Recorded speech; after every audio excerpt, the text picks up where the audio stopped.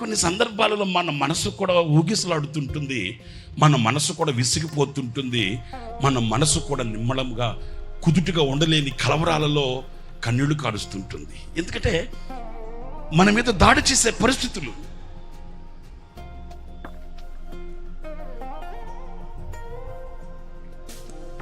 మనల్ని కృంగతీయాలని, మనల్ని వెనుకకు లాగాలని, మనల్ని కథం చేయాలని, మనల్ని హతం చేయాలని కంకణ కట్టిన కఠినాత్ముల చర్యలు మన కళ్ళబడ్డప్పుడు, మన కంటపడ్డప్పుడు మన గుండె తలడిల్లిపోతుంటుంది. ఏంటిది? ఇంత భక్తి చేస్తున్నాను, ఇంత నిష్ఠగా ఉంటున్నాను, నేను ఇంతగా లోకానికి వేరై బ్రతుకుతున్నాను, నేను రక్తంతో కడగబడ్డాను, నేను ఇలాగ నా ప్రభు కొరకు జీవిస్తున్నాను, ఈ శత్రు భయం ఇంకెంతకాలం అనే ఆవేదన మన గుండెను కమ్మేస్తుంటుందండి.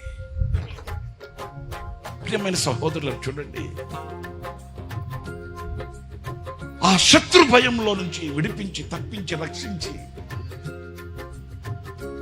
ఇక ఎన్నటికీ ఆ శత్రువు కంటికి కనబడకుండా చేయడానికి దేవుడు ఒక గాలిని పంపినట్లుగానే మన బ్రతుకుల్లో కూడా ఒక గాలిని ఆయన పంపిస్తాడు. ఒక గాలి మన మీద విసురుతుంది. ఆ గాలి మన మీద విసరబడినప్పుడు, ఆ గాలి మన దగ్గరకు వచ్చినప్పుడు, ఆయన గాలిని పంపినప్పుడు ఇక నీ జీవితంలో కనబడే ఆ శత్రువు నామరూపాలు లేకుండా సీసము మునిగిపోయినట్లుగా మునిగిపోవడం ఈ మన కళ్ళుతో మనం చూడగలుగుతాము.